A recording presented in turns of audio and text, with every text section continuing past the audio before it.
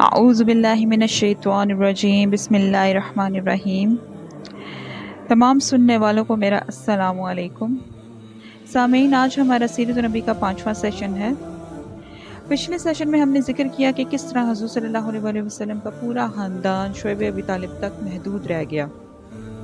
حضور صلی اللہ علیہ وسلم کے خاندان نے جب ان کی حفاظت کا ذمہ لیا تو مشرکین کے تمام قبیلوں کے سرداروں نے آپس میں ان کے بائیکاٹ کا عہد کیا اور ایک صحیفہ تیار کر کے خانہ کعبہ میں لٹکا دیا۔ اس کے نتیجے میں بنو ہاشم اور بنو مطلب شعیب ابی طالب میں اکٹھے ہو گئے اور انہوں نے وہاں پر فاقے اور تنگی دیکھی اور کوئی ان کی مدد نہ کر سکتا تھا۔ پھر صحیفہ چاک ہونے کا واقعہ پیش آیا۔ اس واقعے کے بارے میں اگر آپ ڈیٹیل سے جاننا چاہتے ہیں تو لیکچر نمبر 4 فالو کریں۔ آج ہم انشاءاللہ اس سے آگے پیش آنے والے حالات و واقعات کا مطالعہ کریں گے۔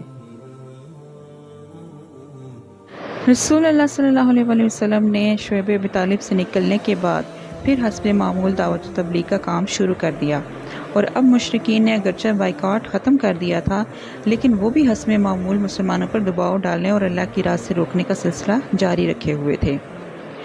اور جہاں تک ابو طالب کا تعلق ہے، وہ بھی اپنی درینہ روایت کے مطابق پوری جانثاری کے ساتھ اپنے بھتیجے کی حمایت اور حفاظت میں لگے ہوئے تھے۔ لیکن اب ان کی عمر 80 سال سے متجاوز ہو چکی تھی۔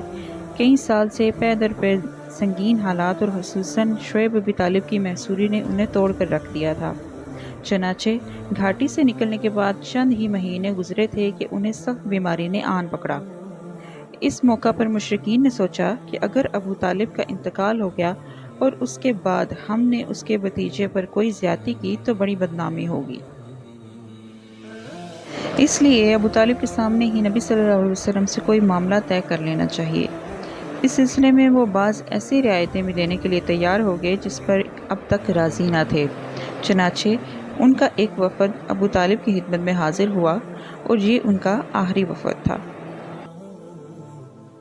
ابن اسحاق کا بیان ہے کہ جب ابو طالب بیمار پڑ گئے اور قریش کے سرداروں کو معلوم ہوا کہ ان کی حالت غیر ہوتی جا رہی ہے تو انہوں نے آپس میں کہا کہ دیکھو، حمزہ اور عمر مسلمان ہو چکے ہیں اور محمد کا دین قریش کے ہر قبیلے میں پھیل چکا ہے، اس لیے چلو ابو طالب کے پاس چلیں کہ وہ اپنے بھتیجے کو کسی بات کا پابند کریں اور ہم سے بھی اس کے متعلق کوئی عہد لے لیں، کیونکہ واللہ ہمیں اندیشہ ہے کہ یہ بڈھا مر گیا اور محمد کے ساتھ کوئی گڑبڑ ہو گئی تو عرب ہمیں طعنہ دیں گے، کہیں گے کہ انہوں نے محمد کو چھوڑے رکھا لیکن جب اس کا چچا مر گیا تو اس پر چڑھ دوڑے۔ بہرحال قریش کا وفد ابو طالب کے پاس پہنچا اور ان سے گفت و شنید کی۔ وفد کے ارکان قریش کے معزز ترین افراد تھے، یعنی عتبہ بن ربیعہ، شعیبہ بن ربیعہ، ابو جہل بن ہشام، امیہ بن حلف، ابو سفیان بن حرب اور دیگر اشراف قریش، جن کی کل تعداد تقریباً 25 تھی۔ انہوں نے کہا، اے ابو طالب، ہمارے درمیان آپ کا جو مرتبہ و مقام ہے اسے آپ بخوبی جانتے ہیں، اور اب آپ جس حالت سے گزر رہے ہیں وہ بھی آپ کے سامنے ہے۔ ہمیں اندیشہ ہے کہ یہ آپ کے آخری ایام ہیں۔ ادھر ہمارے اور آپ کے بھتیجے کے درمیان جو معاملہ چل رہا ہے اس سے بھی آپ واقف ہیں۔ ہم چاہتے ہیں کہ آپ انہیں بلائیں اور ان کے بارے میں ہم سے کچھ عہد و پیمان لیں اور ہمارے بارے میں ان سے عہد و پیمان لیں، یعنی ہمیں ہمارے دین پر چھوڑ دیں اور ہم ان کو ان کے دین پر چھوڑ دیتے ہیں۔ اس پر ابو طالب نے آپ صلی اللہ علیہ وسلم کو بلوایا اور آپ صلی اللہ علیہ وسلم تشریف لائے تو کہا، بھتیجے، یہ تمہاری قوم کے لوگ ہیں، تمہارے ہی لیے جمع ہوئے ہیں، یہ چاہتے ہیں کہ تمہیں کچھ عہد و پیمان دے دیں اور تم بھی انہیں کچھ عہد و پیمان دے دو، اور سارا معاملہ بیان کیا۔ آپ صلی اللہ علیہ وسلم نے جواب میں وفد سے مخاطب ہو کر فرمایا، آپ لوگ یہ بتائیں کہ اگر میں ایک ایسی بات پیش کروں جس کے اگر آپ قائل ہو جائیں تو عرب کے بادشاہ بن جائیں گے اور عجم آپ کے زیر نگین آ جائیں گے، تو آپ کی کیا رائے ہوگی؟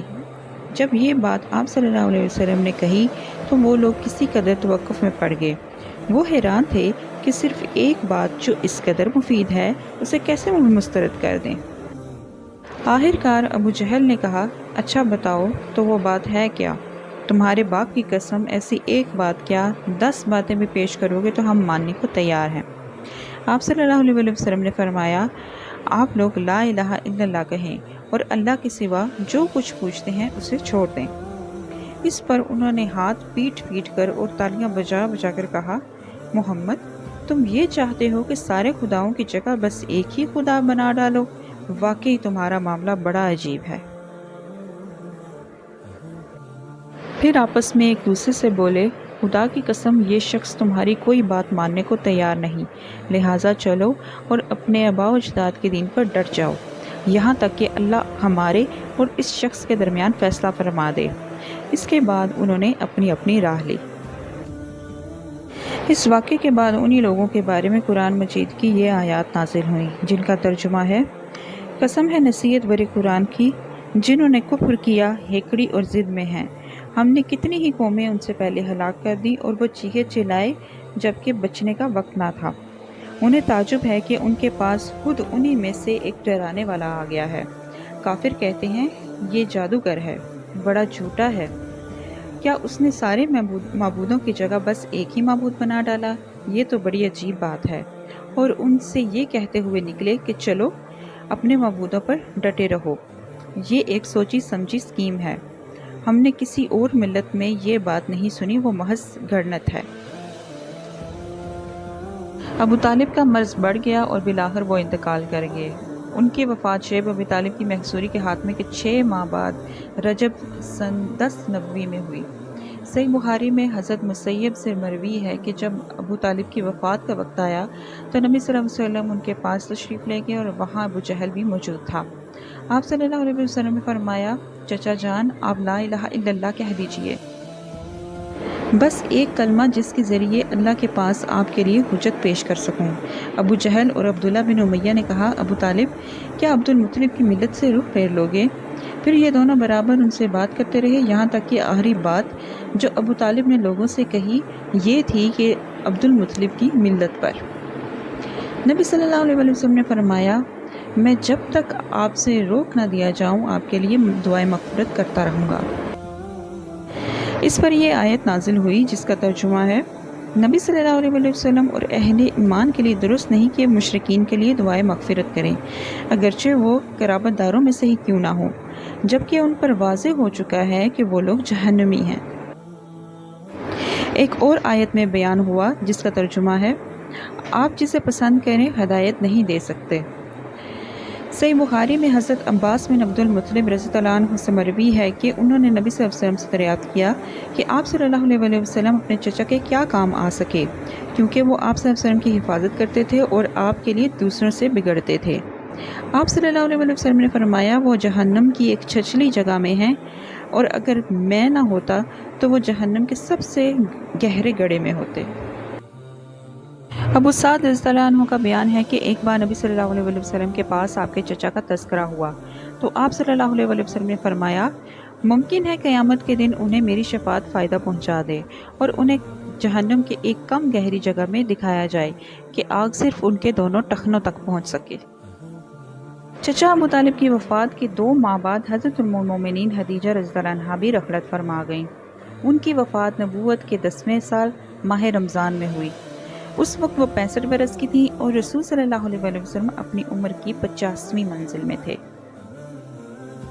یہ دونوں حادثے صرف چند دنوں کے دوران پیش آئے جس سے نبی صلی اللہ علیہ وسلم کے دل میں غم و الم کے احساسات موجزن ہو گئے۔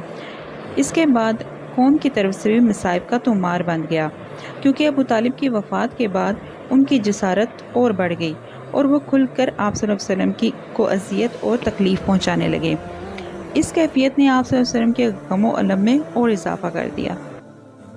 آپ صلی اللہ علیہ وسلم نے ان سے مایوس ہو کر طائف کی راہ لی کہ ممکن ہے وہاں لوگ آپ کی دعوت قبول کر لیں، آپ کو پناہ دے دیں اور آپ کی قوم کے خلاف آپ کی مدد کریں، لیکن وہاں نہ کوئی پناہ دہندہ ملا نہ مددگار، بلکہ الٹا انہوں نے سخت اذیت پہنچائی اور ایسی بدسلوکی کی کہ خود آپ صلی اللہ علیہ وسلم کی قوم نے ویسی بدسلوکی نہ کی تھی۔ ظلم و ستم کے باعث آپ صلی اللہ علیہ وسلم کے ہمدم ہمراز ابو بکر صدیق رضی اللہ عنہ مکہ چھوڑنے پر مجبور ہو گئے اور حبشہ کے ارادے سے تن بتقدیر نکل پڑے۔ لیکن ترک اعمار پہنچے تو ابن غنس سے ملاقات ہو گئی اور وہ اپنی پناہ میں آپ رضی اللہ عنہ کو مکہ واپس لے آئے۔ ابن اسحاق کا بیان ہے کہ جب ابو طالب انتقال کر گئے تو قریش نے رسول صلی اللہ علیہ وسلم کو ایسی اذیتیں پہنچائیں کہ ابو طالب کی زندگی میں کبھی اس کی آرزو بھی نہ کر سکتے تھے، حتیٰ کہ قریش کے ایک احمق نے سامنے آ کر آپ صلی اللہ علیہ وسلم کے سر پر مٹی ڈال دی۔ آپ صلی اللہ علیہ وسلم اسی حالت میں گھر تشریف لائے اور آپ صلی اللہ علیہ وسلم کی ایک صاحبزادی نے اٹھ کر مٹی دھوئی اور دھوتے ہوئے روتی جا رہی تھیں۔ رسول صلی اللہ علیہ وسلم نے تسلی دیتے ہوئے فرماتے جا رہے تھے کہ بیٹی رو نہیں، اللہ تمہارے ابا کی حفاظت کرے گا۔ اس دوران آپ صلی اللہ علیہ وسلم یہ بھی فرماتے جا رہے تھے کہ قریش نے میرے ساتھ کوئی ایسی بدسلوکی نہ کی جو مجھے ناگوار گزری ہو، یہاں تک کہ ابو طالب کا انتقال ہو گیا۔ اسی طرح پے در پے آلام و مصائب کی بنا پر رسول صلی اللہ علیہ وسلم نے اس سال کا نام عام الحزن یعنی غم کا سال رکھ دیا اور یہ سال اسی نام سے تاریخ میں مشہور ہو گیا۔ سامعین کرام، سیرت النبی کے اس 5ویں سیشن کا اختتام ہم یہی کرتے ہیں۔ اللہ تعالیٰ سے دعا کرتے ہیں کہ اللہ تعالیٰ ہمیں سیرت النبی کو سمجھنے اور اس پر عمل کرنے کی توفیق عطا فرمائے۔ آمین ثم آمین۔ اللہ حافظ۔